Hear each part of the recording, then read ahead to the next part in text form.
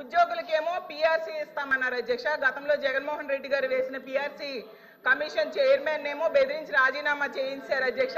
ఇప్పుడు 9 నెలలు అయినా కూడా కొత్త చైర్మన్ ని అపాయింట్ చేయలేదు అధ్యక్ష. అధ్యక్ష చైర్మన్లు బెదిరిస్తాయంట అధ్యక్ష. ఎక్కడ బెదిరించా మేడం గారు? వైకాపా ప్రభుత్వం అనుకుంటున్నారు. ఇది ఎన్డీఏ ప్రభుత్వం అధ్యక్ష. ఇక్కడ ఎవరిని బెదిరించట్లేదు. చట్టపరంగా ఏమన్నా చేస్తాం.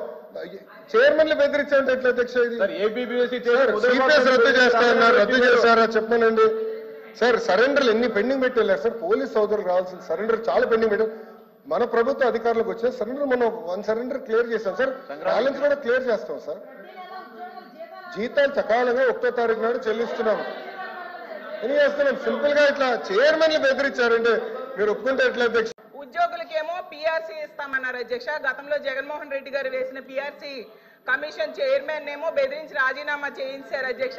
ఇప్పుడు 9 నెలలు అయినా కూడా కొత్త చైర్మన్ ని అపాయింట్ చేయలేదు అధ్యక్ష. అధ్యక్ష చైర్మన్లు బెదిరిస్తాయంట అధ్యక్ష. ఎక్కడ బెదిరించా మేడం గారు? వైకాపా ప్రభుత్వం అనుకుంటున్నారు. ఇది ఎన్డీఏ ప్రభుత్వం అధ్యక్ష. ఇక్కడ ఎవరిని బెదిరించట్లేదు. చట్టపరంగా ఏమన్నా చేస్తాం. చైర్మన్లు బెదిరించాలంటే ఎట్లా అధ్యక్ష? ఇది సిపిఎస్ రద్దు చేస్తారన్నారు, రద్దు చేస్తారా చెప్పమనండి సార్. సరెండర్లు ఎన్ని పెండింగ్ పెట్టి వెళ్ళారు సార్. పోలీస్ సోదరులు రావాల్సిన సరెండర్ చాలా పెండింగ్ పెట్టారు.